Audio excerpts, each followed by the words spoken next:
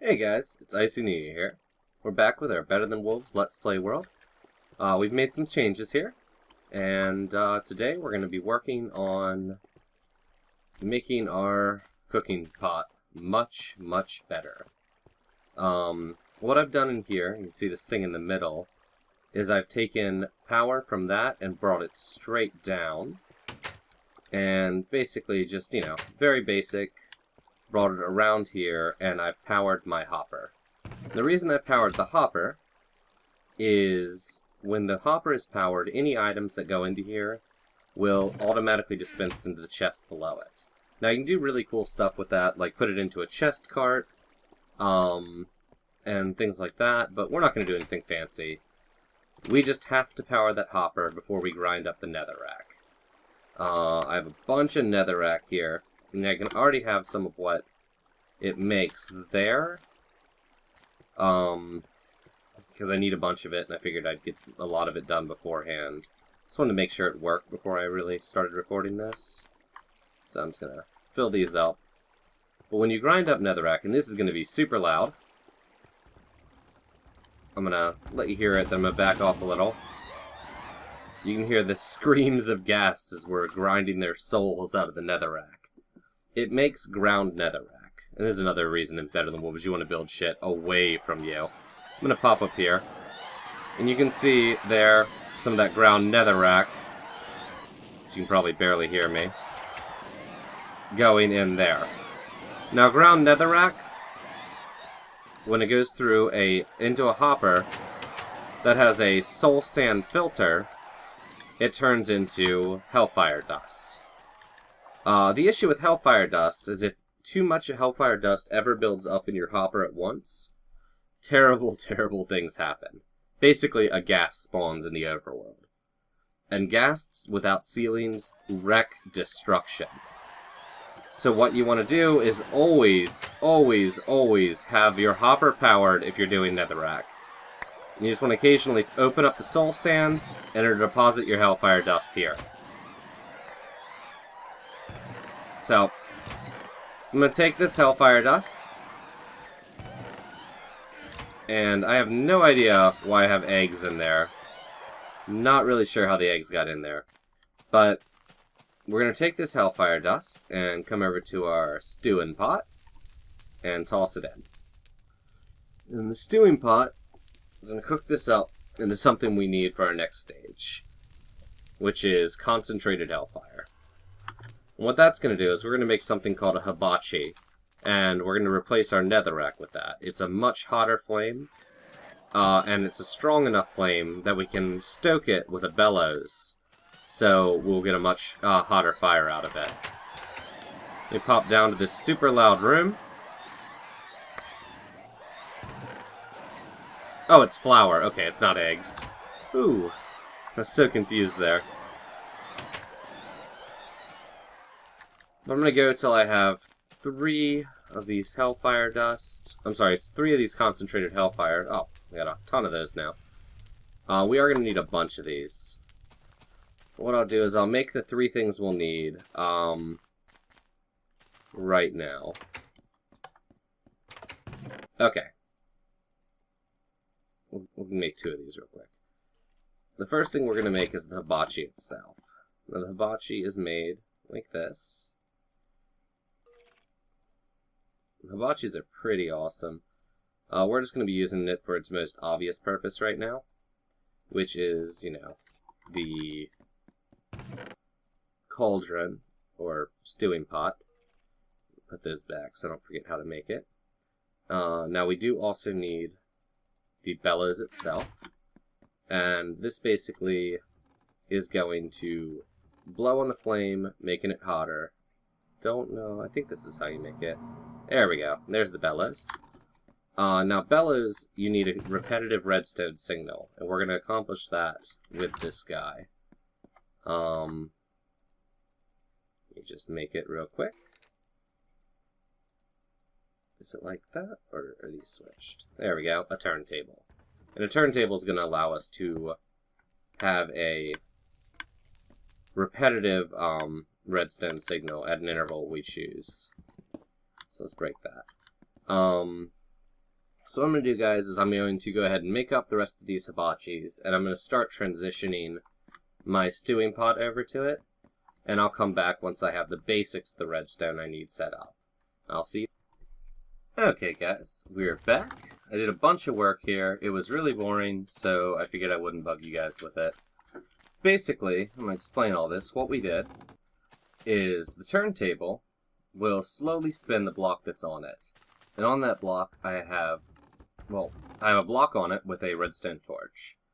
And that is just powering and unpowering this line of redstone here, which is in turn powering and unpowering, this out of my inventory, this gearbox here. Basically, I've got all this tapped into the windmill on the side of my house, and I'll move this once we have access to water wheels, but, you know, for now. What this is doing is powering the bellows and unpowering the bellows. So as we can see, I'm going to come up here, and I had to move all this, because I didn't want to make yet another windmill.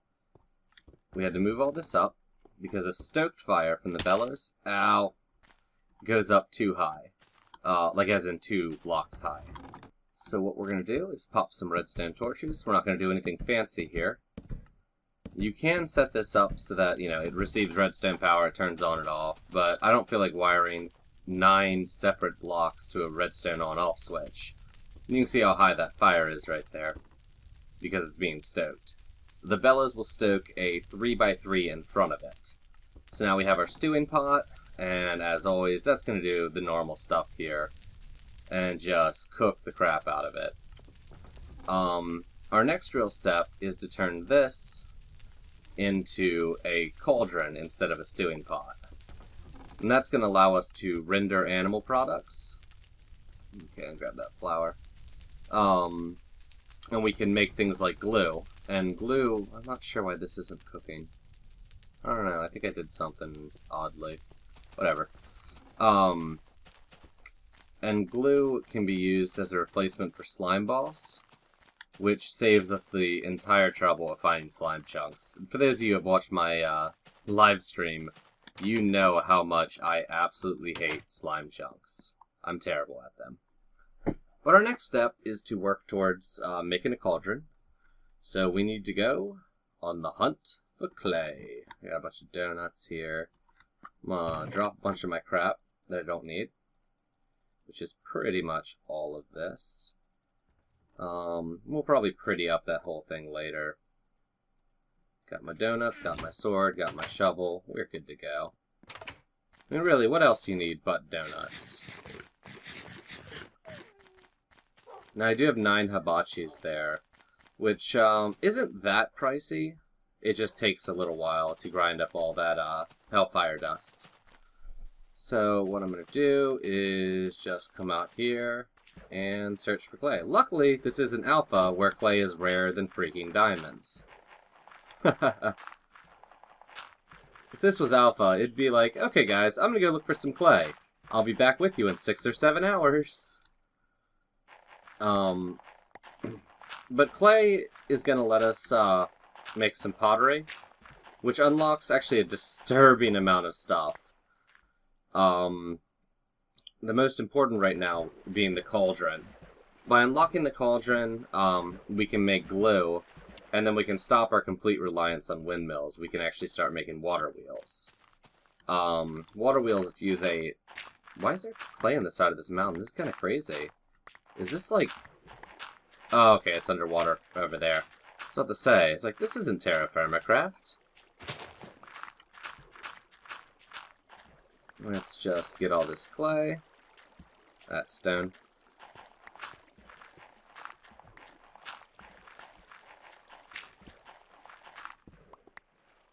Oh, all that clay.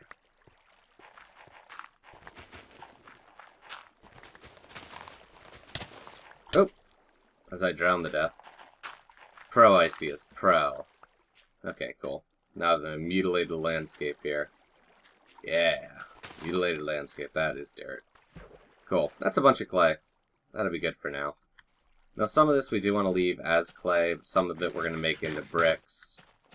Because we're going to need to make a kiln to fire our clay pots in.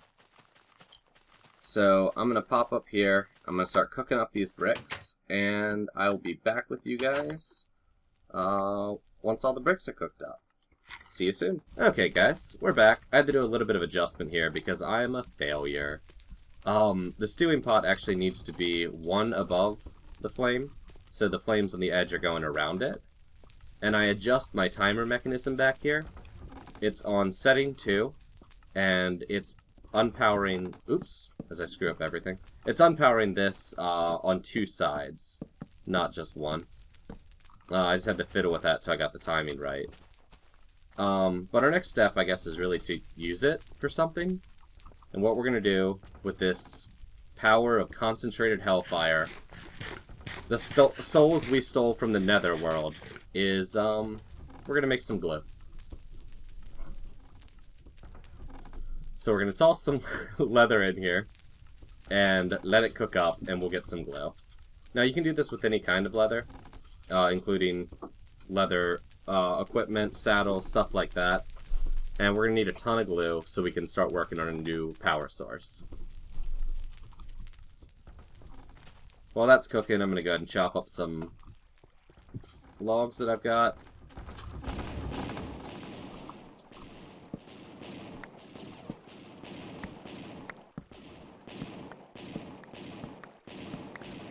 Oh, look at all that sawdust that we can't use. We'll get to using sawdust eventually. We'll go redneck fishing. That's an icy promise. So, we're gonna make, like, I don't know, 30 of these.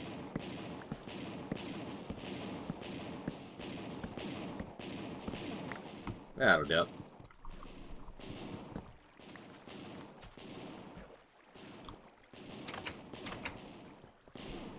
Okay.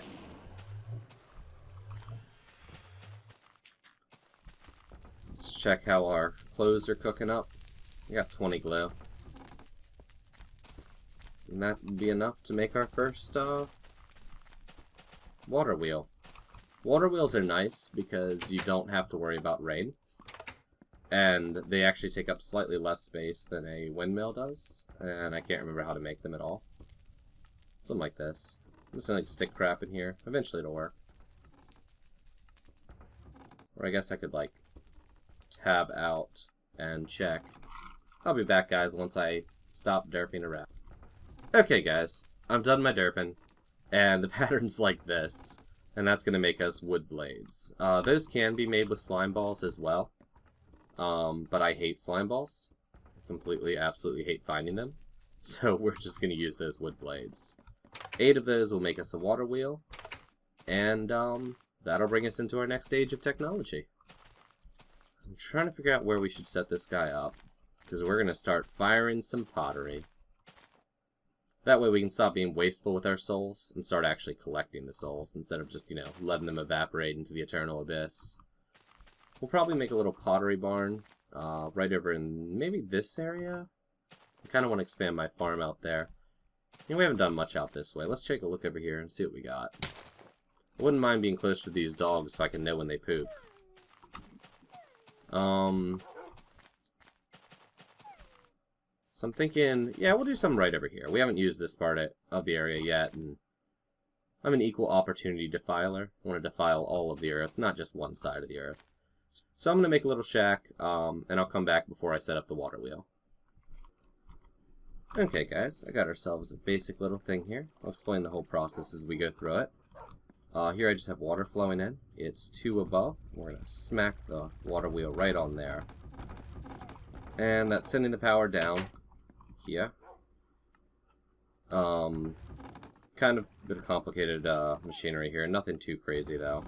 On the end of this, we're going to put our bellows. And this is just set up on the same basic timer style we had over on the other one. Over here. A lot of excess wood I used. I'll have to cut that out later. I'm not sure why I did that with a turntable. But down here, we're going to pop ourselves a hibachi. And that bellows is going to stoke that fire for us. What that's going to let us do, if I can get out of here, is this structure here the hibachis right below this block is a kiln. This will do pottery for us. To do pottery, we're going to smack our turntable there, and this switch just turns this turntable on and off for us. And we need some clay blocks. As we sit and wait, it's going to knock off clay balls as we go, and then you break it off when you're happy with the shape you get. So we're going to go through and make one of each type it can make.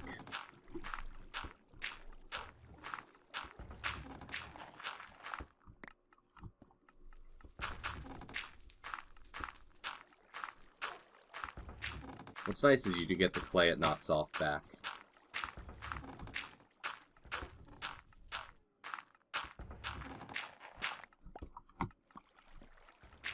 And our last one.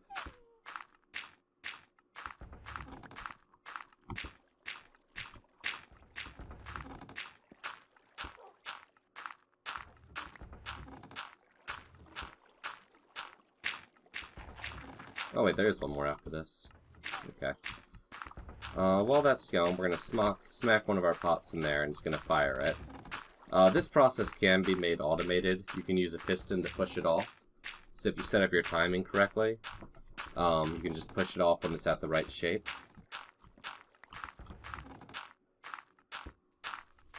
There we go. Last bit. And we're going to fire each of these up.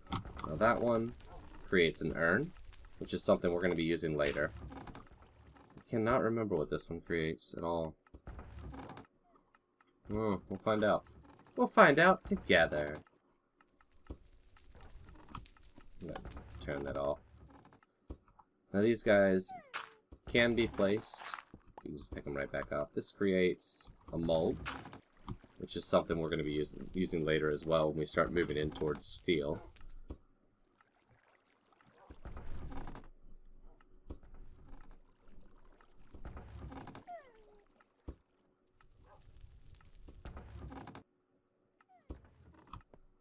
There we go. And that creates a vase. I believe the vases can be dyed. And they're just decoration blocks. They do behave like glass, so they one-hit break, and you don't get them back. And